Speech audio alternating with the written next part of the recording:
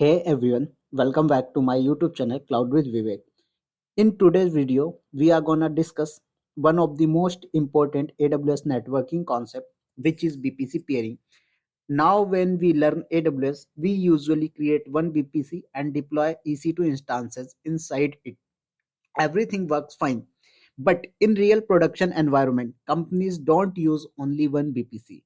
Instead, they create multiple BPCs for applications, teams, and security purposes. Now the question is, if applications are running in different VPC network, then how do they communicate with each other securely without using the internet? And that is exactly where BPC peering comes into the picture. So in this video, we will understand what is BPC peering, why companies use it in production, how it works internally, real production use cases, and some important limitations. So let's start. So first of all, there is a question, what is BPC peering? So BPC peering is a networking connection between two virtual private cloud that allows resources in both BPC to communicate using private IP addresses. The most important thing to understand is that the traffic does not go through the public internet. Instead, it travels through the AWS private backbone network. So in simple words, BPC peering allow two BPC network to communicate privately as if they are the part of same network. Simple architecture example, let's understand this with a simple example. Suppose that you have one BPC, that BPC name is BPC X. What is the name of BPC is X, and another BPC you have, that is the BPC Y. So now what you will do, inside BPC you will create your subnets. What you will do, guys, you will create subnet. So we have two BPC, BPC X and BPC Y. Now what you will do, you will create subnet inside BPC X and you will create subnet inside BPC Y. After that, you will create EC2 instances in both subnet.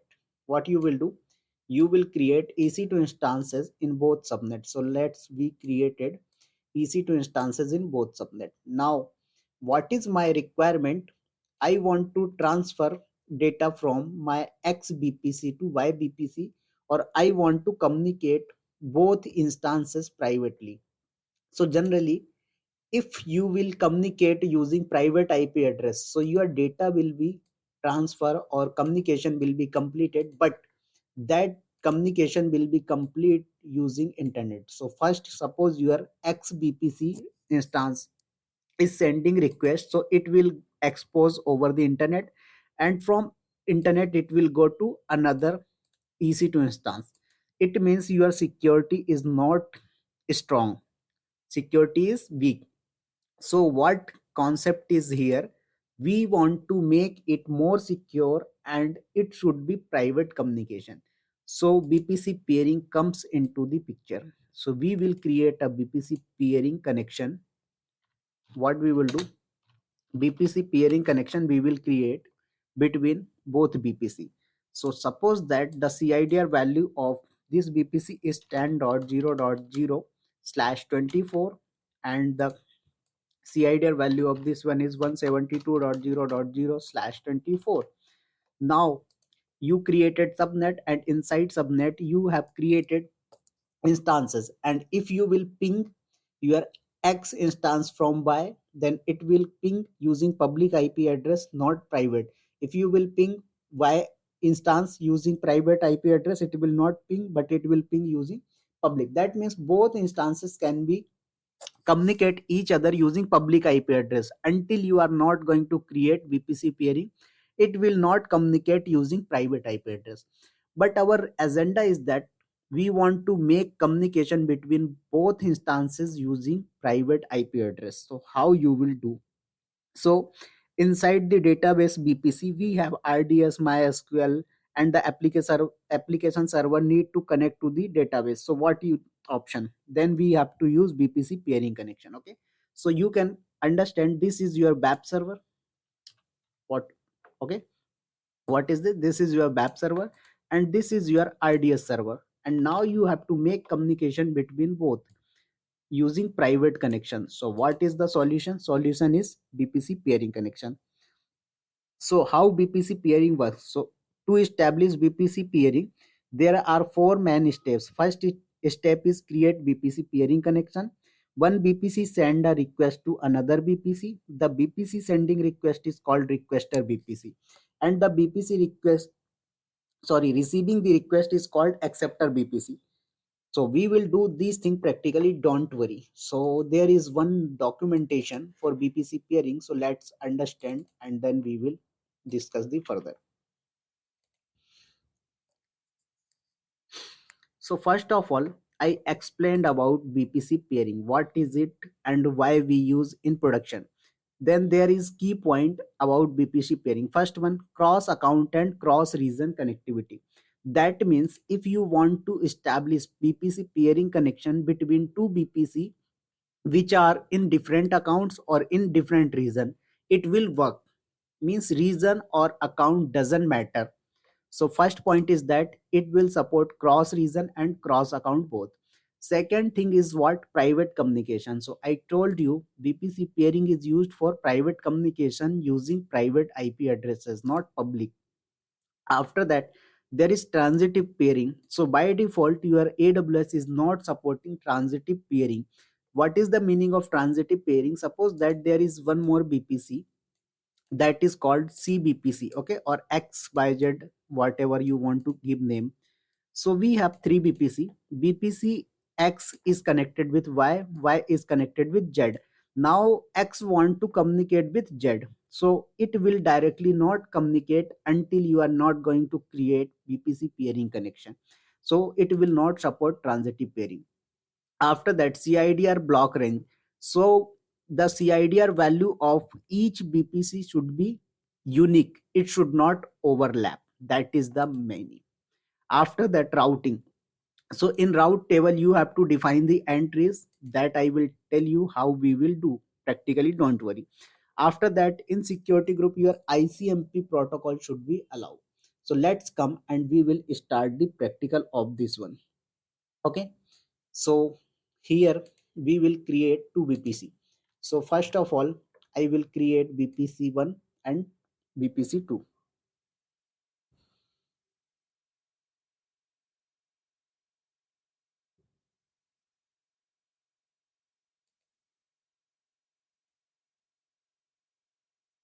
So I will create a BPC. The name of BPC I will give BPC X, and the CIDR value of BPC X is 10.0/24, and I created a BPC. After that, what I will do, I will create one more BPC that will be my YBPC. So I will assign the name YBPC. CIDR value is 172.0.0/24. After that, what you have to do, you have to create BPC. Now you created two BPC as per diagram. Now you have to create two subnets in each BPC. So what I will do, I will create the subnet. First of all, in X BPC, you have to give the name of subnet. So suppose that I want to give bab-subnet. Okay, that means bab server will be run on this subnet. After that, I'm assigning complete CIDR value here. Why? Because I want to create only single subnet. But if I want to create multiple subnet, what I want to do, I want to create multiple subnet, then I have to here calculate subnetting. But I don't want to create multiple, so I created simple. Now again I have to create one more subnet in YBPC. So here I will give RDS subnet. Okay, after that you have to give the CID value. Same thing again I will do here. So complete CID range I assign. So as per diagram, I created two BPC, two subnets. Now you have to create internet gateway. Why I have to create internet gateway? Because how you will SSH your these servers, because you want to ping from this server to this server, from this server to this server. So you have to connect using SSH. There is another method also that you can use, BPC endpoint, but I don't want to use here. So that's why I am giving internet connection here. Okay, but private communication when you will use, it will not use internet. Okay, don't worry. So I will create internet. So xig, that means x internet gateway, and yigw, that means, so you have to attach, so xbpc. After that, again I have to create one more internet gateway for ybpc. So yiw, sorry, ig internet gateway. Now you have to attach to bpc, bpcy, done. After that, two routes table will be created here automatically. What two route table? One is for your xbpc, second is for your ybpc. So what you will do, you have to add route here, and internet address, and this, because you want to access internet in your, then you have to subnet associates also, because you want to make public subnet both.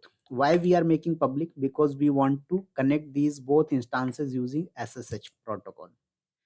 Okay, so I hope this will be clear for you. Now what you have to do, in another same thing you will do, subnet association. And after that, what you will do, add routes for internet global and internet gateway, and choose the internet gateway.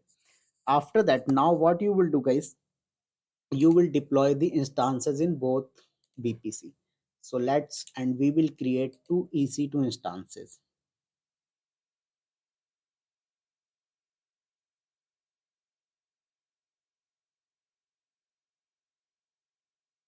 Okay, so let's come and we will create instances in both.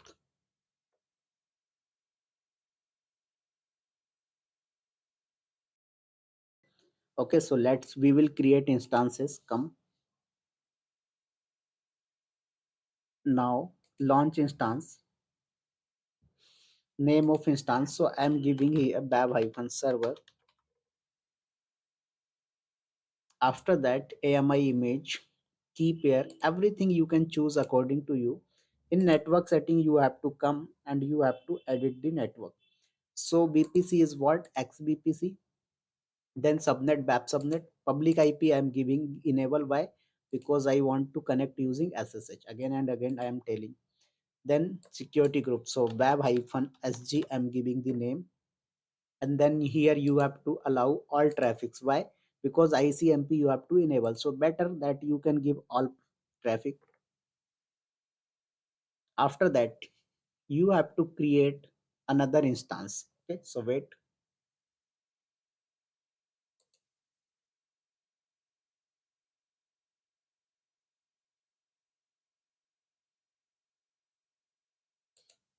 So db-server. After that, AMI image, key pair, everything you can choose according to you. Only networking you have to keep in mind. Both instances should be in different VPC. So I created one VPC in different and second one in different. And now you have to give here also all traffic and launch. So as per diagram, guys, we have completed everything. Now we will try to ping to each other using public IP address and private both. So they will ping to each other public IP address. Why? Because these are the using IGW, internet gateway. That means their traffic will be exposed over the internet. And in private, it will not allow. Why? Because peering connection is not established. So we will do that thing. So let come. So this is my BAP server. So we will connect using public IP address. So cd downloads ssh ec2 hyphen user at the rate public IP hyphen I key name, and then you have to connect. Okay, so this is the way to connect your instance using SSH protocol. So I will log in as a root user, and I will update the host name. So host name ctl set hyphen host name, and name host is what? BAB, and I will update. Okay, so BAB is this. And now what you have to do, guys, another one you have to use DB. Okay, so my DB server is this one. Copy IP address and connect to this one also, and you will log into this using SSH protocol, and after that you will try to ping to each other using their public and private IP address.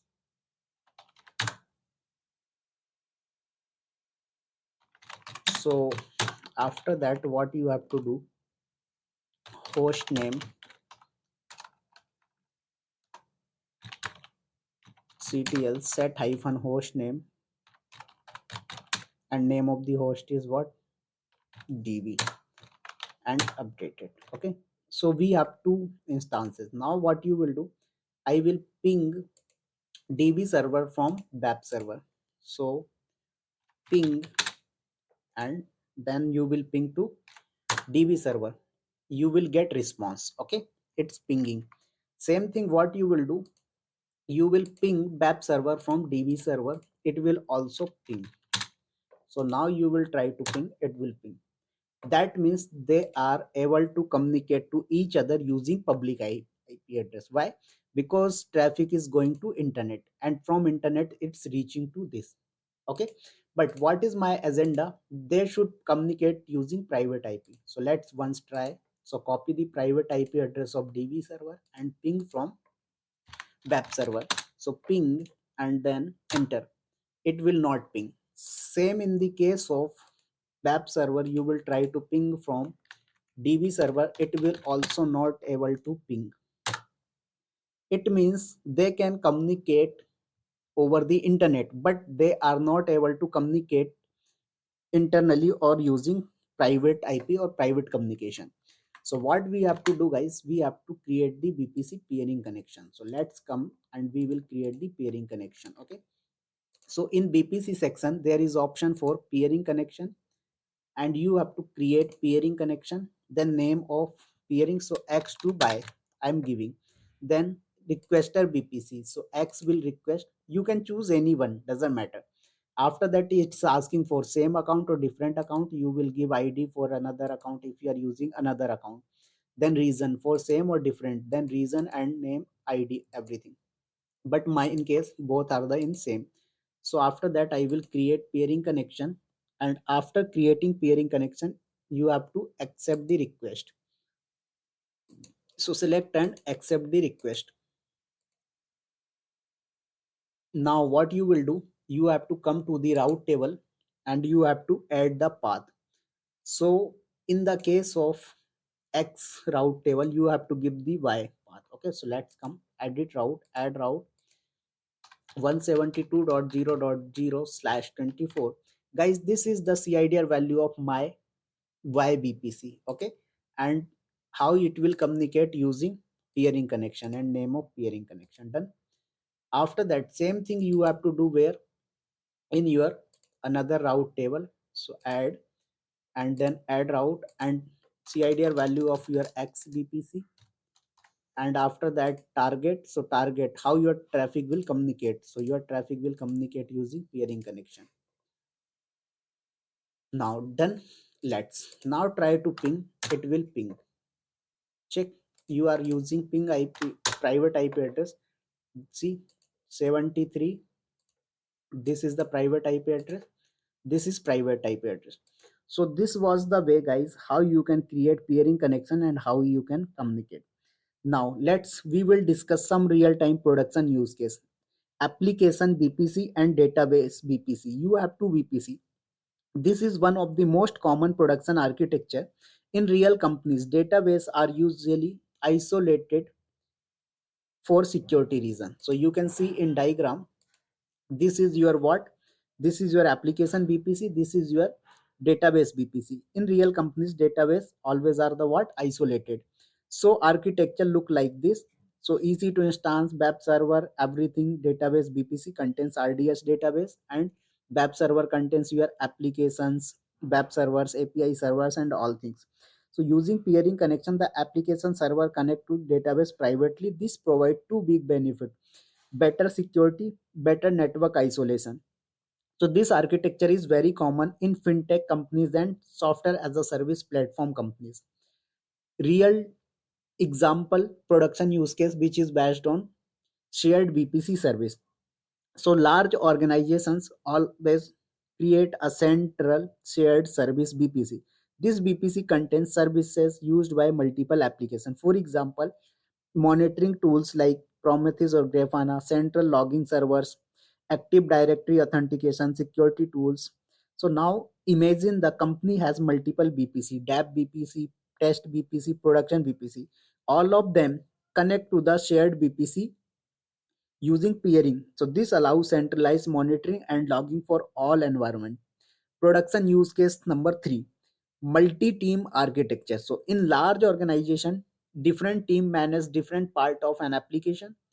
For example, front-end team, back-end team, data analytics team. So each team might deploy its infrastructure in separate VPC, like front-end VPC. You can say this is the your front-end VPC, this is your back-end VPC, and this is your analytics VPC. But these services must still communicate. So front end calls backend API, backend send data to analytics, right? So this should communicate to this and this should communicate to this one. So how it's possible? So your VPC communication, sorry, VPC peering will give permission for this.